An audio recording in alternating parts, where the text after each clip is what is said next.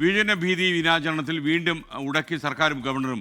കോളേജുകളിൽ ദിനാചരണം നടത്തരുതെന്ന് ഉന്നത വിദ്യാഭ്യാസ വകുപ്പ് മന്ത്രി അറിയിച്ചു. നടത്തണമെന്ന് ഗവർണറെ അനുകൂലിക്കുന്ന വൈസ് ചാൻസലർമാരുടെ സർക്കുലറും ഉണ്ടായി.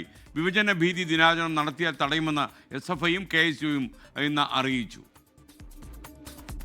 ഇന്ത്യ പാക് വിഭജനത്തിന്റെ ഓർമ്മ സെമിനാറുകൾ, നാടകങ്ങൾ ഉൾപ്പെടെയായി കോളേജുകളിൽ സംഘടിപ്പിക്കണമെന്നാണ് ചാൻസലർ കൂടിയായ ഗവർണർ വൈസ് ചാൻസലർമാർക്ക് നൽകിയ നിർദ്ദേശം. ഇതിന്റെ അടിസ്ഥാനത്തിൽ കേരള, കണ്ണൂർ സാങ്കേതിക സർവകലാശാലകൾ കോളേജുകൾക്ക് സർക്കുലർ അയച്ചു.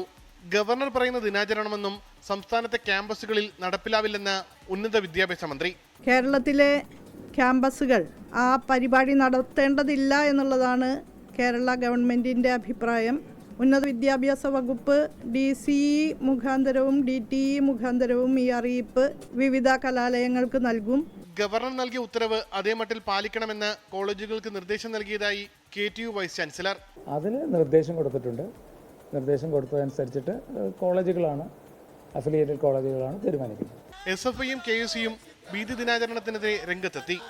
സർവകലാശാലകളിൽ SFI ചാൻസലറുടെ കോലം കത്തിച്ച് പ്രതിഷേധിച്ചു.